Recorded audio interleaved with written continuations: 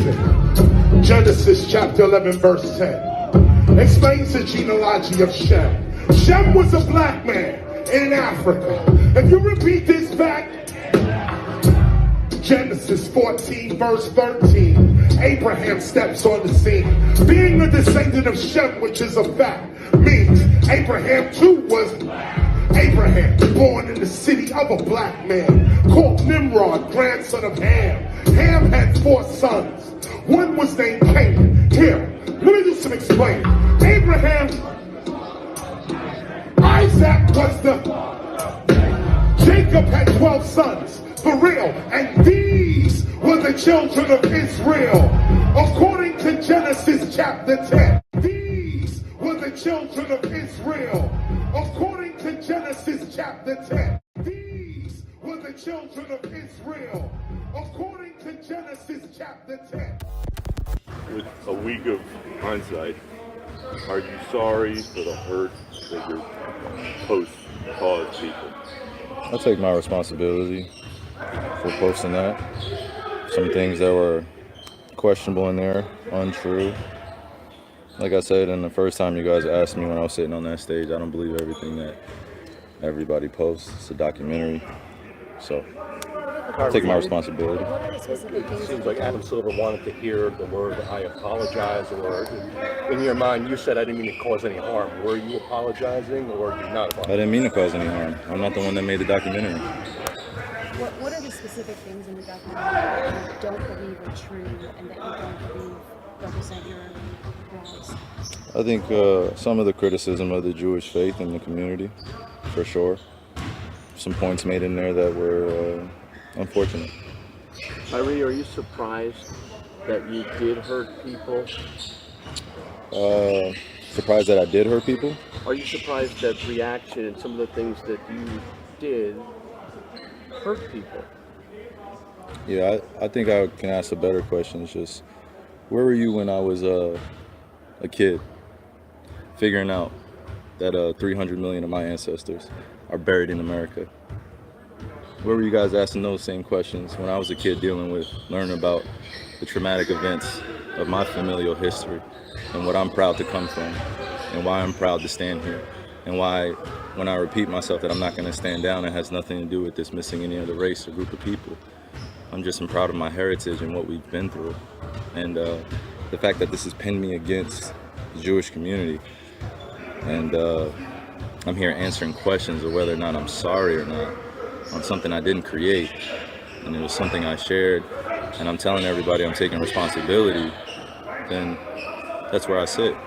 So, these same questions that you guys ask, me dealing with it as being a melanated, pigmented person all around the world and dealing with racial biases against my skin color, demeaning me because of my religious beliefs, and I'm still sitting in the seat standing. So I take my full responsibility. Again, I'll repeat it, for posting something on my Instagram or Twitter that may have had some unfortunate falsehoods in it. But I also am a human being that's 30 years old, and I've been growing up in a country that's told me that I wasn't worth anything, and I came from a slave class, and I come from a people that are meant to be treated the way we get treated every day. So I'm not here to compare anyone's atrocities or tragic events that their families have dealt with generations of time. I'm just here to continue to expose things that our world continues to put in darkness. I'm a light. I'm a beacon of light. That's what I'm here to do. You guys ask me questions about basketball, I give you my expert opinion. You guys ask me about other things, I give you my opinion, and it's met with whatever you believe the perception or the deception is. You guys investigate my life every day, and you justify it by serving your own purpose, which I honor. I would like the same respect in return, figuring out just like anyone else.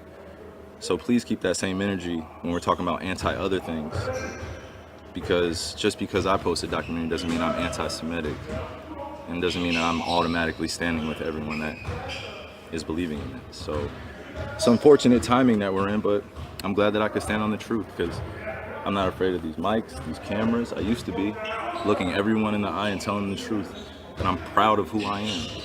Any label that you put on me, I'm able to dismiss because I studied. I know the Oxford Dictionary, you look it up, right? Just one of the biggest mistakes I had in being a kid was not knowing European or Western language until I started looking it up and understanding the definitions and why they say, if you want to trick a black person, put it in a book. I was wondering my whole life why they said that. Now I'm 30 years old and I know reading is a superpower because it helps me understand where I'm going and where I come from. Like a tree with roots. Kyrie, the documentary listed among falsehoods. It said the Holocaust didn't happen. Do you believe? I'm going to go back to it, but he asked them, right? He asked them, where was you guys when I was questioning, when I was a child, and children, African-American children in America were questioning about the 300 million dead bodies of these ancestors that are buried in America due to slavery. Where were the questions about that? He asked them. And that just went over their heads. Completely over their heads. There was not a single one of them has got an answer for him. Went straight over their heads. They're coming up with other questions about the Holocaust, this and the Holocaust, that, and this and that. You see? He asked them about their crimes. The 300 million of our ancestors, African Americans, West Indians, Caribbeans, and Native American Indians from the 12 tribes of Israel that are buried in America because of genocide and slavery. He asked them, where were they when he found out that over 300 million of his ancestors were buried in America due to slavery and white supremacy? And went straight over their heads. Not a single one of them is answering his question. They're coming back with, they're answering him stuff about anti-Semitic, what you call it, the Holocaust. But listen on anyway. I didn't really want to stop it, but I just thought I'd just point that out to you. That's how these devils operate. They're not interested in your grief. They got no empathy for you. They don't give a shit about the 300 million that they killed because they're all involved. All of those Edomites involved. From Amalek, the head tribe, going down. They're all involved. And why they say, if you want to trick a black person, put it in a book. I was wondering my whole life why they said that. Now I'm 30 years old and I know reading is a superpower because it helps me. That's why they never let us read the Bible, right? In slavery, you wasn't allowed to read or write. If you all know, if they knew you could read or write, they would hang you the next day. It was a death penalty if they knew you knew how to read or write. That's what they did. So anyway, listen on. Understand where I'm going and where I come from. Like a tree with roots. Kyrie, the documentary listed among falsehoods. It said the Holocaust didn't happen. Do you believe the Holocaust those falsehoods happened? are unfortunate. And it's not that I don't believe in the Holocaust. I never said that. Never, ever have said it. It's not come out of my mouth. I never tweeted it. I never liked anything like it. So the Holocaust in itself is an event that means something to a large group of people that suffered something that could have been avoided. They're interested in the Holocaust. They're not interested in the question that he asks about the 300 million of our ancestors that are buried in the Americas due to slavery, white supremacy, and the genocide that they committed against the Native American Indians. They're not interested in that. They want to know about the Holocaust that Esau committed against Esau in Europe, somewhere 3,500 miles away, that the Edomites were killing their fellow Edomites, and then they called it the Holocaust. But listen on. No one said we had to practice racism. No one said we had to treat each other like garbage. No one said that I had to stand here today and understand that many people that come from generations 60 years ago, 40 years ago, enslaved some of my ancestors still, spiritually, mentally, and emotionally, and it's still going on. And you guys are asking me, respectfully, to speak on something that was a documentary that I had nothing to do with. I didn't make it. So just please keep that same energy when you guys are addressing me. Kyrie, for the record, do you have any anti-Semitic beliefs?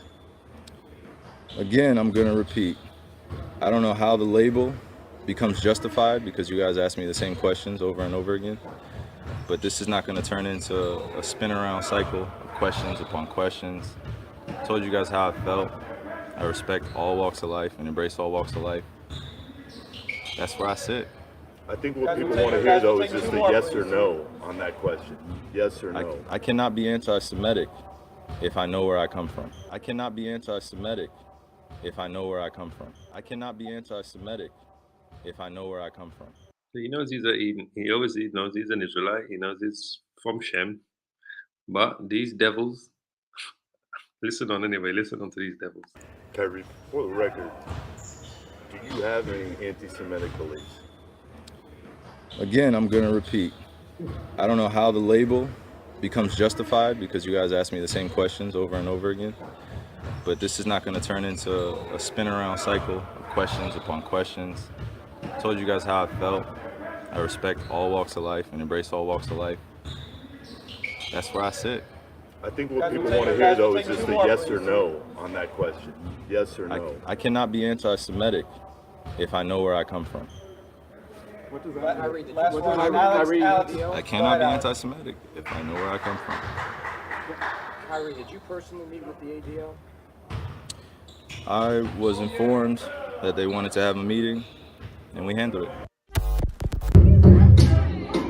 Listen, Genesis chapter 11, verse 10 explains the genealogy of Shem. Shem was a black man in Africa. If you repeat this fact, Genesis 14, verse 13, Abraham steps on the scene. Being a descendant of Shem, which is a fact, means Abraham too was Abraham, born in the city of a black man, called Nimrod, grandson of Ham. Ham had 4 sons. One was named Canaan. Here, let me do some explaining. Abraham,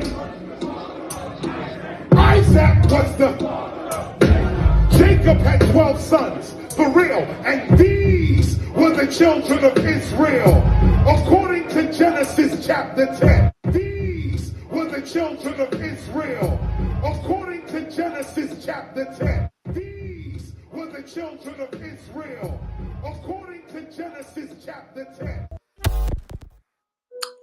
So, as always, I want to give all the praises and the glory to Yahweh, Bahasham, Yahushai, Bahasham, Rakah, Kodash.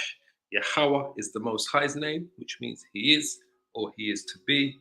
Yahushai is the Son's name, which means He's the deliverer. He delivers, who the world ignorantly calls Jesus Christ. As always, double honors to the apostles of Great Millstone, who are leading this word in truth and spirit and sincerity, and salutations to my fellow Hebrew Israelite brothers out there that are plowing the fields, bringing out this word, preaching the word on the highways and hedges in the name of Yahweh Ba'ashem Yahushai. And salutations to my fellow brothers and sisters who have been edified by this truth. So, this is where we're at. Like I said, his back's up against the wall. He had to donate $500,000 to Amalek, and he had to explain himself to Amalek. Why?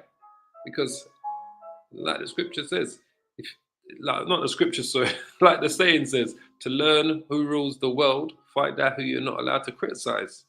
So we know Amalek rules the world. Amalek, remember, Amalek, these Amalekites that are masquerading around, that call themselves Jewish,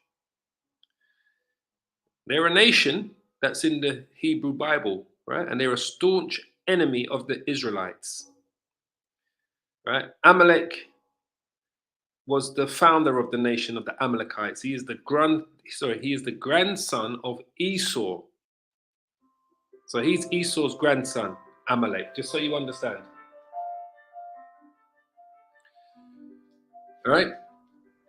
The Amalekites, right? And the Amalekites are the descendants of Amalek. The Amalekites today are those same people that are going around that call themselves Israelis. That's why they don't use the word Israelites. And Jewish. Those are the Amalekites. Now, there's a story in the Bible that tells you about the unprovoked attack on Israel from behind after they had finished crossing. They say it's the Red Sea, but it's the I forget the name of the waters just above the Red Sea. I forget what it's called again. But when Israel was coming out of Egypt, basically, and crossing the waters, right? And Israel went to war with the Amalekites. And because of this, and there are many other sins, the Most High, Yahweh, vowed to blot them out from under heaven. Now that story is in the book of Exodus, just so you understand. And we're going to just quickly show you it. Right? That picture that you see there, I just wanted to show you before we even go to that. Since this is what you can see at the moment, all right? These are the Egyptians. I just want to just give you a quick example of how these devils operate. I mean, we know this. Most of you know this. These are the Egyptians, right? They're brown-skinned, dark-skinned people, the Egyptians, right? These are the original, real pharaohs, Egyptians that you see on the screen. These are the real Israelites that are making bricks. Remember, one of the main tasks for Israel was they made bricks. So these are the Israelites, right? Under bondage. They're under the bondage of these Egyptians, right? This is during their 400-year slavery. So these are the Egyptians that have got the Israelites under bondage. Now, these murals that you see here are not paintings that someone's done in the last 10, 15, 100, 1,000 years. These are from the walls of the Valley of the Kings and the Valley of the Queens, right? And if you go to Karnak Temple in a place called Luxor, that used to be known as, what's it called? It used to be called, it's one of Elvis Presley's songs. Is it Memphis? Something like that. Luxor, let me just quickly bring it up. Luxor. Right. Whoops. Not staffing, sorry. Egypt, right? Wait, it's called, it's right on the tip of my tongue. It used to be called something else. Thebes, that's it, Thebes.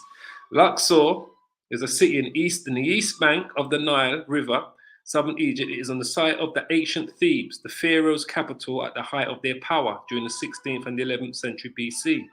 Right? Today's city surrounds two huge surviving ancient monuments. Graceful Luxor Temple, and I've been to Luxor about 3 times, right? 3 separate occasions I've been to Egypt to Luxor, and I've been to Luxor Temple, and I've been to Karnak Temple. Right, these are in Luxor. And then you've got the royal tombs of the Valley of the Kings. I've been there as well. I've seen these things, in full living color. And the Valley of the Queens are on the river's west bank. Right, all this is in Luxor. I say to people, if you ever go to Egypt, you don't want to go to what's the capital called again? My mind is going dead now. You don't want to be going to, the capital, Cairo. You don't want to be going to Cairo. The place you really want to go to is Luxor. That's where it is. They've even got a museum in Luxor. In Luxor, you're going to see all of the ancient things that tell you about the Israelites, the Egyptians, right? And all of this, what we're looking at here, this is in the Valley of the Kings. These are inside the tombs. When you go into the tombs, right? This is what you're going to see. These are the pharaohs. These are the Egyptians. All of these are on the paintings, are on the wall. So my point is, what we're looking at here are not paintings. These are pictures from the original artifacts which still exist today in Luxor. All right? If you're ever going to take a trip, this is where you want to go, to Luxor. Forget about coming to Europe or England or London. And those that are in London, forget about going to New York. This is where you really want to go if you really want to see shit, all right? Because it's all still there. And these devils are working on a plan to get all of this stuff eradicated, so there is no evidence of this. So this is what you're going to see in Luxor. In the Valley of the Kings, these are the Egyptians. They are so-called black people. Dark skin, brown skin, light skin. all different shades of beautiful brown. These are the Israelites. These are inside Karnak temple and Luxor temple. You'll see these pictures on the walls depicting the Israelites making the bricks, the mud bricks. See what they're doing here? This is them making mud bricks. All right? Working, because we was under captivity during this time. This is during the 400 years of captivity in Egypt. That's what the 400 years of slavery speaks about in the Bible. It's not speaking about the 400 years or the 350 years. Some people say 350, some people say 400. Under these Europeans, since the 15th century, is talking about the 400 years in ancient Egypt. That's what the 400 years of slavery is talking about, that the Lord told Abraham that's going to happen to the children of Israel. It's talking about this here. Now, you want to see iconoclasm at its finest? This is iconoclasm, which means the changing of images, all right, at its finest. This is Esau's version of Egypt. So the Egyptians have gone white, and the Israelites that are making the bricks, the mud bricks, have gone white. Just so you can see, all right? That's Esau at his finest. That's in his finest hour. That's what he does.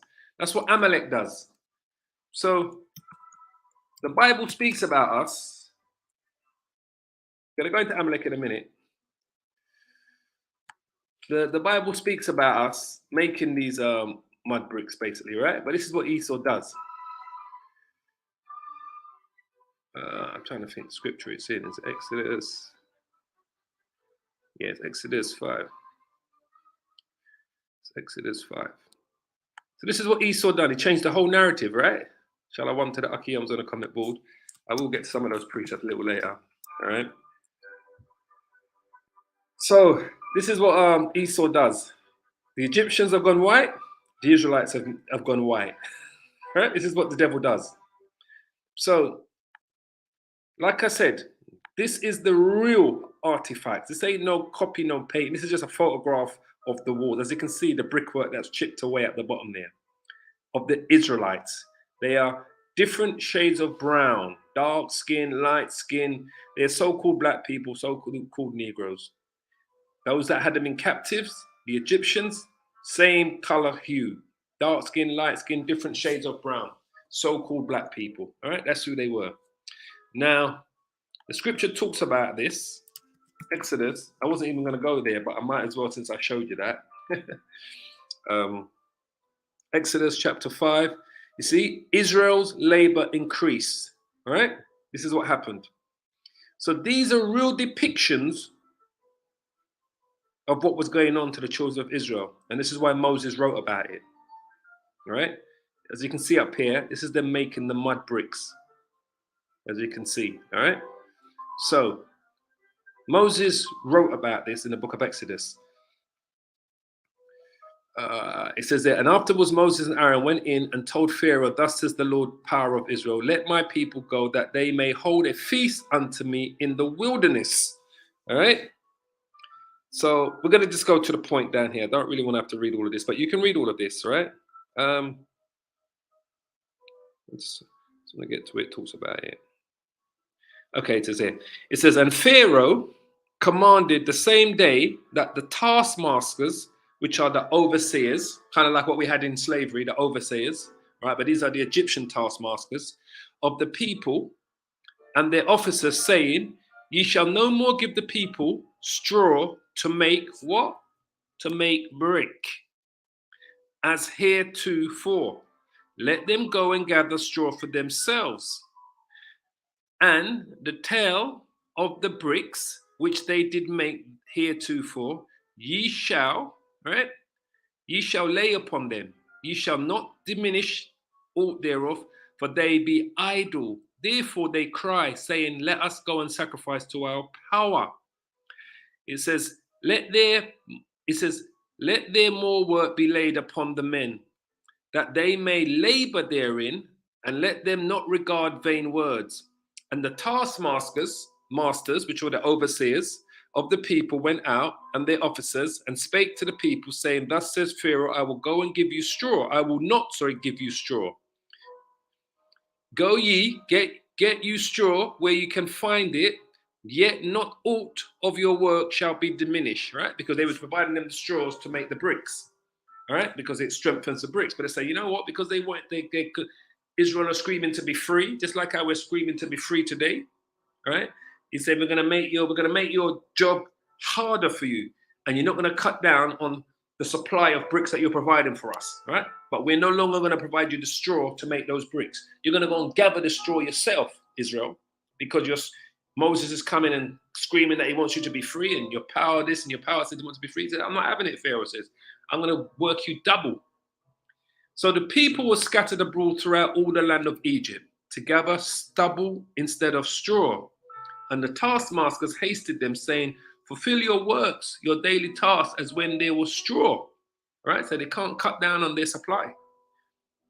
And the officers of the children of Israel, which Pharaoh's taskmasters had set over them, were beaten and demanded, wherefore have you not fulfilled your task in making brick, both yesterday and today, as hereforto? Then the officers of the children of Israel came and cried unto Pharaoh, saying, wherefore dealest thou thus thy servants? There is no straw given to the servants. And they say to us, make brick, and behold, thy servants are beaten, but the fault is in thine own hand.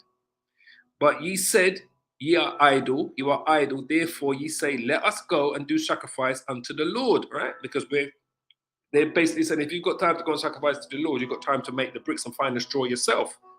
That's basically what the Pharaohs and the Egyptians are telling them. That's why he's saying, you are idle, you're idle. You're talking about you want to go sacrifice to the Most High. You're going to go and find the straw yourself.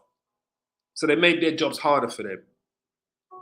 He says, go therefore now and work, for there shall no straw be given you, yet ye shall deliver the tale of the bricks.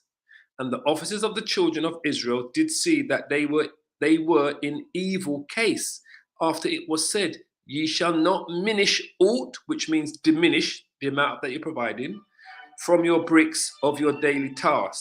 So the Egyptians had us, these are the Egyptians, had us under, I said, this is the valley of the kings you're looking at right here. This is inside, right? These are the Egyptians.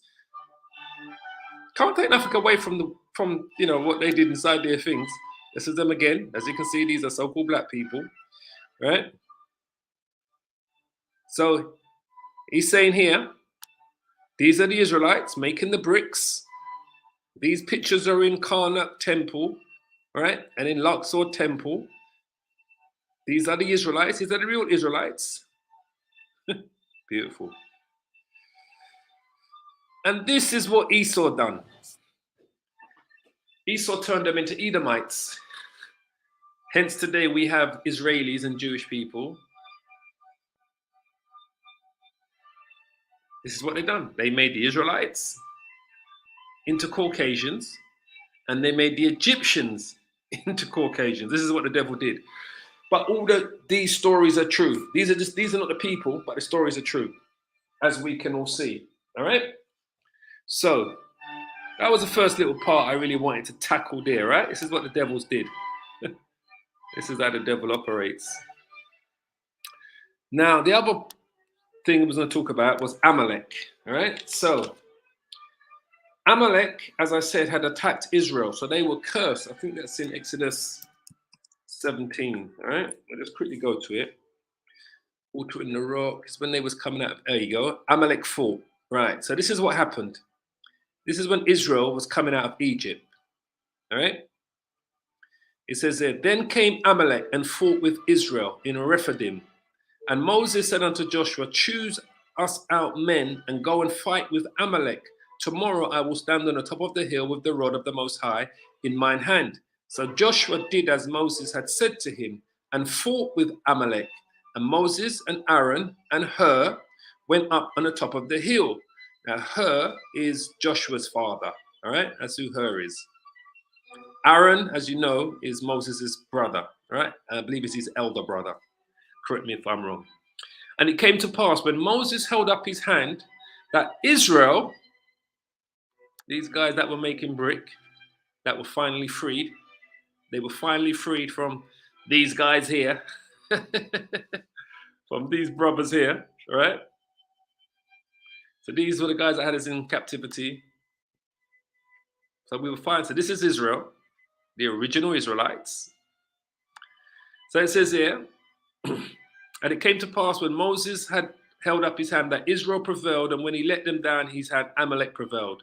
But Moses' hands were heavy, and they took a stone and put it under him, and he sat thereon. And Aaron and Hur stayed up his hands, held up Moses' hand, the one on the one side, one on the other side, and his hands were steady until the going down of the sun. And Joshua discomfited Amalek. So Joshua was now leading the armies of the Israelites against the Amalekites. Remember, Amalek is Esau's grandson, right? These are the Edomites, right? And his people, so Joshua discomfited Amalek and his people with the edge of the sword. And the Lord said unto Moses, write this for a memorial in a book and rehearse it in the ears of Joshua. He says, for I will utterly put out the remembrance of Amalek from under heaven, right? This is the one thing the Most High, these are the people the Most High hates the most out of all of the Edomites. It's the Amalekites, the head tribe, right? Today we call themselves Israelis or Jewish. They're the ones that the Most High, out of all of the Edomites, hates the most, is Amalek, just so you understand. So it says, and Moses built an altar and called the name of it, he's got here Jehovah Nissi. It would be, let's just quickly go into that, because that's Yahweh.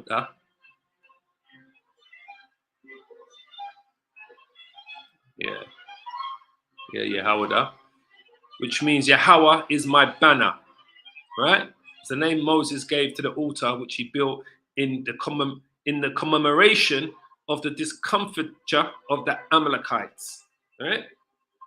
So it says here, for he said, because the Lord Yahweh has sworn that the Lord Yahweh will have war with Amalek from generation to generation. So what you see going on with Kyrie right now is he's having a war with the Amalekites. And this war is going to go on until our Lord comes to deliver the elect. Just so you understand. Right? No matter what side of the thing you're on, what's been said and done has been said and done. He's come back and given them some money. He's apologized for I forgot exactly what it was. He apologized for saying certain things, but he's not denouncing who he is, which is a good thing. So he's not denouncing that that's why he says, how can I be an anti-Semitic if I know where I come from? So basically saying to them that I am an Israelite, I am Shemitic, so I can't be anti-Shemitic, all right, if I know where I come from. So he's given them £500,000 to soften the blow, but he's not gonna publicly say, oh, I'm yes or no to, are you an anti-Semitic? Because he said, because the reporter said, I want a yes or no answer. He just said, look, I can't be if I know where I come from. So basically he said to the reporter, go and do your own research, work it out who I am, all right? Because now, like I said, he knows he's an Israelite. He knows he's a Shemite. He's Shemitic, Kyrie. So Amalek smells blood, all right? He wants more blood from Kyrie. The $500,000 wasn't enough. The half-hearted apology wasn't enough, basically. He wants Kyrie on his knees. Like I said, he wants to remind him that he's Toby. What's your name? Toby. All right? So they're coming for him. But like the scripture says, because the Lord has sworn that the Lord, because we are the Lord's people, right? The Israelites are the Lord's chosen people, will have war with Amalek from generation to generation. So that's what we see going on right now. That's another war going on with Amalek in the mainstream media with an Israelite that is famous across the world. All right? You see what they did to Kanu, as I said, but Kanu, from what I know, hasn't come back and made any kind of apology or donations. But Kyrie has given a donation and he's, given a half-hearted apology, but they're coming for him. They're coming for him. He's done his job. Kyrie's done his job, right? He's put the spotlight on the true children of Israel. And I can't say this enough. The more these devils tackle this, the more it's going to go, it's going to get more public. There's a saying where they say all news, no news is bad news. Hold on, there's a saying that says no news is bad news, or all news is, no news is bad news. No news is bad. Is it bad news?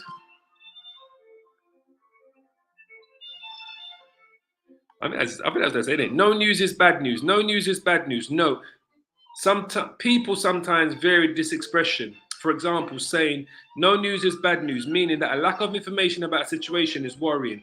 People always suspect that no news is bad news. Was it all news is good news? I forget how it goes. No news is good news.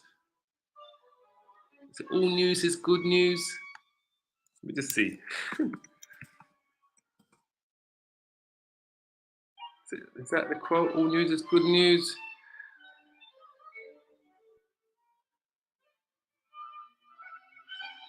Something like that. All news is good news and no news is bad news. But it's neither here nor there. But that's basically what's happened is that the spotlight has been shined on all of this, right? And this is what they can't get away from. Simple as that. So I want to go to Numbers, chapter 24. Okay, it's going to make you understand more who we're dealing with here, right? This is the prophecy from Poa, right? Which is Balaam, right? Now, this prophecy also refers to the Amalekites, right? These are a dangerous set of people. Amalek are a dangerous set of people, but they are the reason why they're at the top, because they are the head tribe. And like I said, they are the Amalekites are the Israelites' staunch enemies. Staunch enemies. All right. So this is talking about Balaam. All right. When Balak came to Balaam to get him to curse the children of Israel. So I'm just going to read it through. I'm trying to read it through quickly, right? Numbers 24:1. It says, and when Balaam saw that he pleased the Lord to bless Israel, because the scripture says those who bless Israel will be blessed, and those who curse Israel shall be cursed, right? So Balaam knew this, right? It pleased the Most High to bless the children of Israel. He went not, as at the other times, to seek for enchantments, but he set his face towards the wilderness, right? So, because the Most High put the spirit on Balaam to prophesy. And Balaam acknowledged that. So he no longer turned to his enchantments. He put his face towards the wilderness, right? Towards the east, to the Most High, and said, right, this is, I need to keep dealing with this power that's given me the knowledge and the vision to see and hear certain things. Because remember, the donkey that spoke to Balaam, that was an actual donkey that spoke to Balaam, that kicked him. And then the angel that appeared to Balaam with his sword. So the Most High put the spirit on Balaam to be a prophet and showed him his angel and made his own donkey talk to him. That's the power of the Most High. I mean, that's simple things for the Most High, but just so you understand, those are simple things. It says, and Balaam lifted up his eyes and he saw Israel abiding in their tents according to their tribes, and the spirit of the Most High came upon him. You see that? The spirit of the Most High, the powers came upon him. The Most High put the spirit on Balaam to become a prophet. Balaam is not from the tribes of Israel. He's not an Israelite.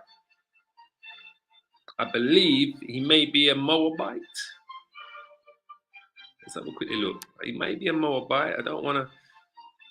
I think he's of Moab.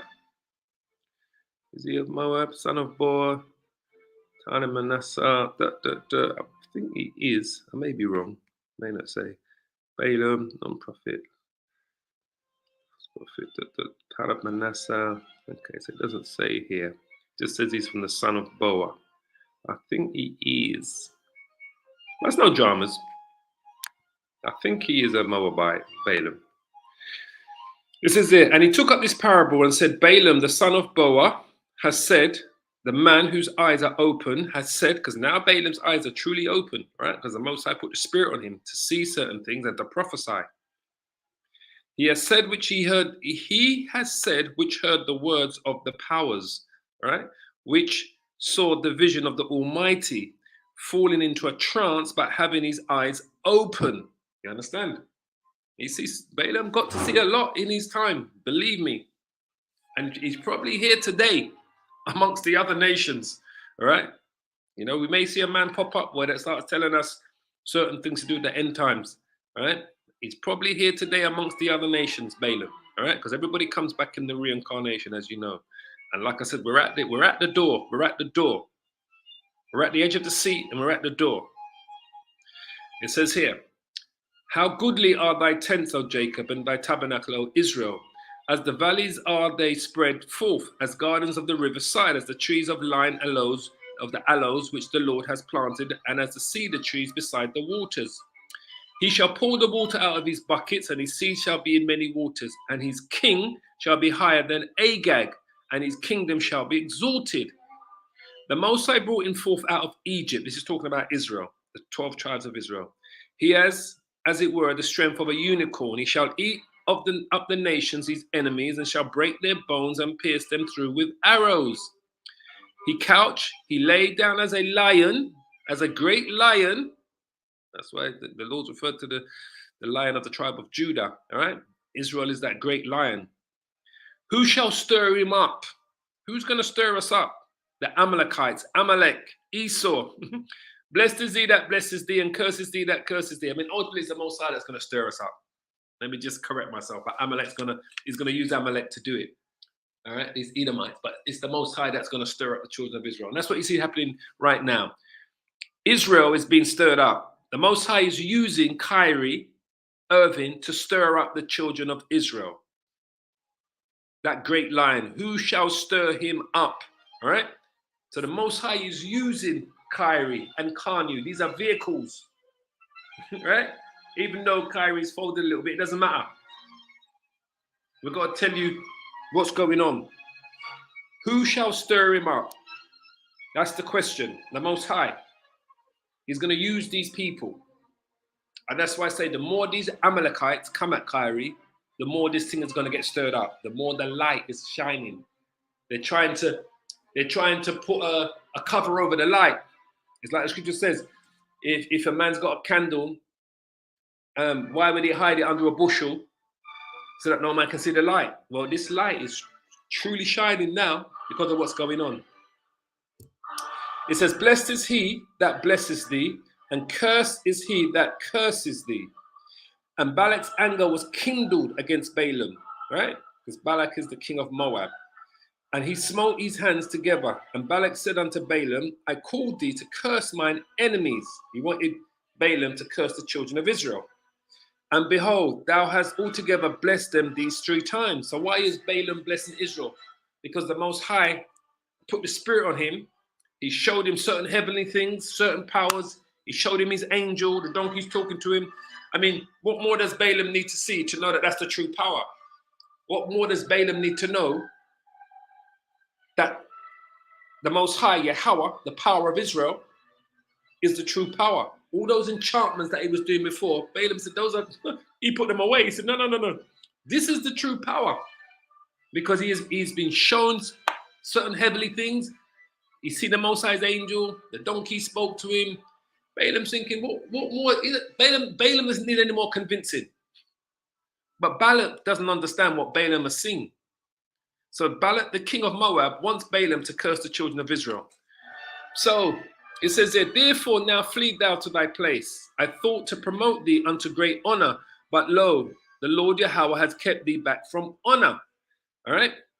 Because he was going to give him a reward.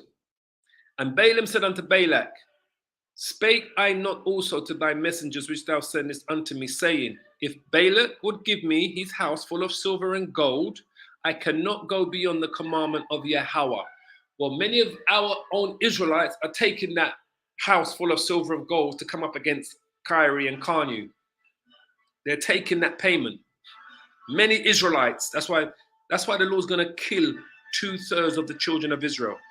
Many celebrity Israelites have taken the house full of silver and gold to come up against Kyrie. So Balak, the king of Moab, is offered Balaam, the prophet, a house full of silver and gold. But he says, look, if he gives me a house full of silver and gold, I cannot go beyond the commandment of the Most High to do either good or bad of mine own mind. But what the Lord Yahweh says, I will speak. And this is why when we say that we are the prophets of the Lord, this is our stance, our stand. We're not interested in Esau's money, how much he can pay us. He can come and offer us 1 million, 100 million, 1 billion, 1 trillion. We don't want his money. Believe me when I tell you, the true men of the Lord don't want his money. We're going to speak the truth of Yahweh Ba'ashem Yahweh Shai, because we know the true riches, the true power, what's coming. Balaam has experienced the true power. He saw it. He saw it. The Most High showed him the true power. Showed him certain heavenly things. Showed him his angel. So Balaam don't want no amount of money or enchantments can pay Balak off. What we are doing this thing through faith. Our faith keeps us going in what we believe, in what the Most High and Yahweh Shai told the prophets. Hence why we received the Holy Spirit to break down these scriptures, to make you understand. We're trying to make you understand what you see going on in society, and we're showing you in the scriptures. There's no new thing under the sun, family. Nothing. There's no new thing under the sun. Ecclesiastes chapter 1, right? Ecclesiastes chapter 1. There's no new thing under the sun. So Balaam says this, and now, behold, I go unto my people, come therefore, and I will advertise to thee what this people shall do to thy people in the latter days. These are those latter days that Balaam was prophesying about. He's talking about these times, the time where we're going to go into the war of Armageddon, the mark of the beast, and the kingdom of heaven, the salvation, the destruction of Babylon the Great. Balaam was prophesying about the times that we are living in now, the 21st century. Just so you understand, those latter days are talking about now. Let me quickly look at the word latter days here. I'm just curious what it says. Sometimes it's good to just jump into these words while we're doing this, as simple as it may seem. All right? After, part, end, issue, latter, time, prophetic. There you go, look at that. Prophetic for future time. Balaam was talking about a future time. This is the time. Prophetic for future time. The latter ends, the latter times. Do you understand? He wasn't talking about something that was going to happen during his times, or even a couple of 100 years after that. He was talking about now, the actual latter ends, the actual end of all of these heathens being in power in any form or shape. So Balaam is talking about now, just so you understand.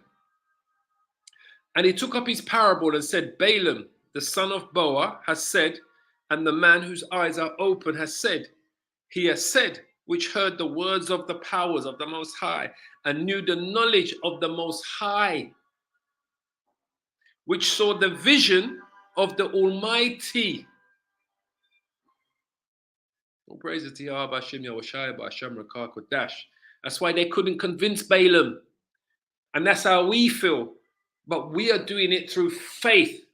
We didn't see what Balaam saw. An angel hasn't come and appeared to us, spoke to us. The Almighty hasn't appeared to us in a vision or so forth. What we are doing is through faith.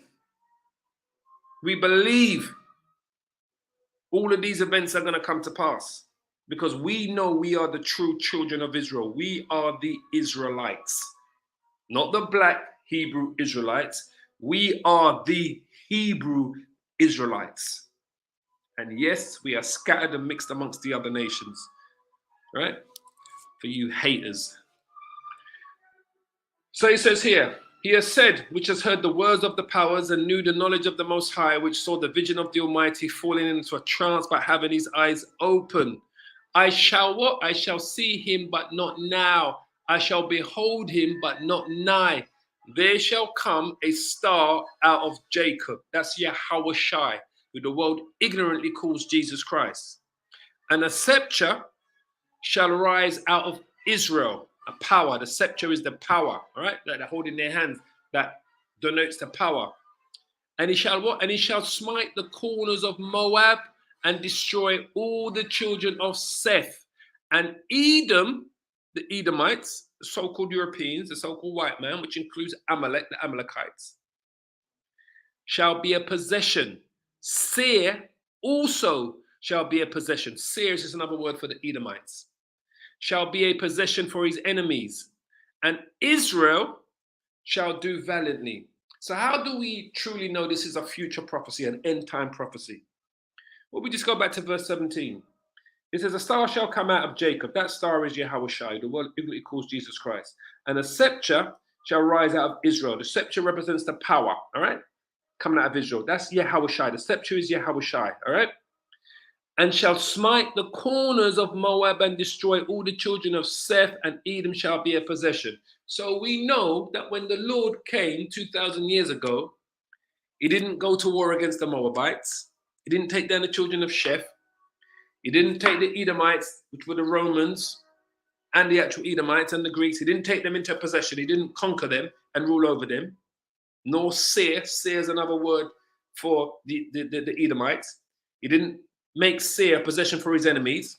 So he wouldn't literally, if he's going to make Seir a possession for his enemies, he's selling them to the other heathen nations as slaves. Seir also shall be a possession for his enemies. So his enemies are going to possess Seir, which means he would be selling them as slaves to them. He didn't do that. And we all know Israel didn't do valiantly. So I mean to laugh. But we know Israel didn't do valiantly. The Romans took us down. 70 AD, they destroyed us, mate. Took us down, burnt down Jerusalem, stole everything out of the temple. We fled to the west coast. Some of us fled into Europe. Some of us went into captivity. So we know Israel did not do valiantly. We were run out of Rome by Claudius, kicked us out of Rome because we were preaching everywhere, making up a ruckus in Rome. So we were expelled from Rome. Emperor Nero began the destruction of Israel, Jerusalem. Then he died. Then we had the year of the four emperors, 69 AD, Galba, Otho, Vitellius, and Vespasian. Vespasian was the one that won the battle out of the four emperors that ended up being the actual emperor at the end of that year. His son, General Titus, came and took down Jerusalem. So we didn't do valiantly. We were eating our children. The temple was destroyed, burnt down. So we know this is talking about a future prophecy, just so you understand.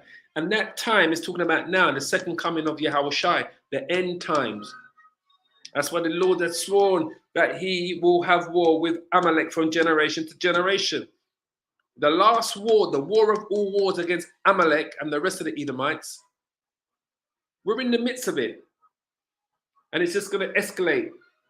So what we see Kyrie doing is just piling more pressure on these so-called Israelis and, so-called Jewish people who are the Amalekites. He's putting pressure on the whole system. Oh, yeah, he paid up $500,000, which is like dinner money to him, but he had to pay up. He had to be contrite, so some contrition. I think that's the word.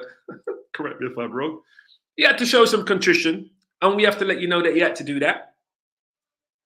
They put the spirit of bondage back on him. They said, look, they remind him that you're still Toby. You're not Kenta, you're Toby. They reminded him that, and they're trying to do a public execution of him. But all of these things are happening for a reason. I just want you to understand. We're not bigging up Kyrie or Kanye. The Most High is just using them as a vehicle. It's as simple as that. They are vehicles that the Most High uses. Just like when he sent the angel down to the angel on the left-hand side to go down to, what's that king that was fighting with Jehoshaphat? The king of Judah was Jehoshaphat, the king of, is it Ahab? I believe it was Ahab. When he sent the angel down, he said, is there an angel that would go down and lie in the ears of Ahab to make him believe he was going to win a war against the Syrians or the Assyrians? To make him falsely believe that, to know that's where he was going to die there. He was going to die in that battle.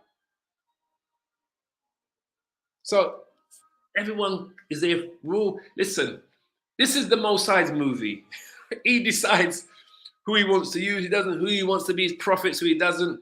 Who are the elect and who not. It's all been decided long time. The beginning, the end was declared from the beginning. I think that's the book of Isaiah. All right, if I remember. So it says here, out of Jacob shall come he that shall have dominion. That's Yahushai. And shall destroy him that remaineth of the city. That's Yahushai. And when he looked on Amalek, the so-called Israelis, so-called Ish people, when he looked on the Amalek, he took up this parable, because that's Israel's number one enemy, and said, Amalek was the first of the nations. He's the top. He's the top of the tree in this world, in this kingdom. He's the first of all of the nations. He's the head of the Arabs, the Africans, the East Indians, his fellow Edomites. He's the head. But his latter end, this is a future prophecy, as we just read earlier, shall be that he perish forever. So these devils know, they know what their latter end is. And they can do all the hiding and lying and all of this mix up that they're doing. It's not going to save them from what's coming. It's as simple as that. It's not going to save them from what's coming. And these devils knows. Let me just grab this one here. So we're going to shut this down now. Isaiah 25:7. Dark matter, Yahweh Amath.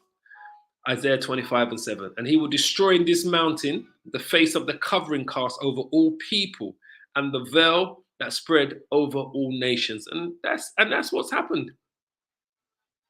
That's what's happened. So whether you like it or loathe it, what's going on, it's all the Most High's plan. We just got to watch it all play out. All right. But we, the prophets, we're going to keep on it. We're going to keep on breaking down the scriptures. We're going to keep on, in a sense, we kind of do these videos as well. So if Kyrie sees one of our videos, he gets to understand why he's going through what he's going through. And it just might help strengthen his faith. Who knows? He may see one of the elders, the apostles of Great Millstones videos, or one of the other brothers. I don't know. But we're not here kind of, saluting them or that, these are great, great men. We're not. What we're saying and what I'm saying, and I know what many of the brothers are saying, is that the Most High is using them as a vehicle to get this message to a greater audience, to a point of no return, basically. And that's what we see happening, a point of no return. They can't put the cat back in the bag. It's as simple as that.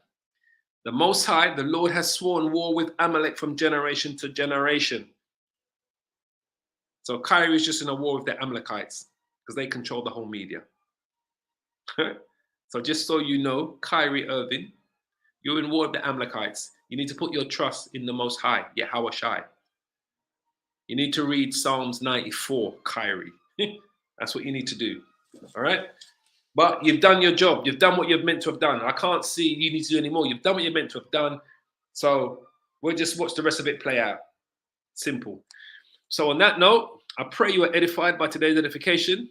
The Lord has sworn war with Amalek from generation to generation. As always, I want to give all the praises and the glory to Yahweh, Bahasham, Yahushai, Bahasham, Rakah Kodash. Double honors to the apostles of Great Millstone, our elders, our apostles who are leading this word in truth and spirit and sincerity. And salutations to my fellow Hebrew Israelite brothers out there that are working the fields in the name of Yahweh Bashim Yahushai. As always, I pray you are edified by today's edification. As I always say, keep praying, keep safe, and hold on to this truth. Because truly, this is all we got, boy. The Lord is coming for Amalek and the rest of those Edomites. Simple as that. It's like Bob Marley's song, right? Don't worry about a thing, because every little thing is gonna be all right. Woke up this morning, the rising sun, 3 little birds on my doorstep, singing sweet songs of melodies pure and true, singing, this is my message to you. Shalom. All praises, family. All praises.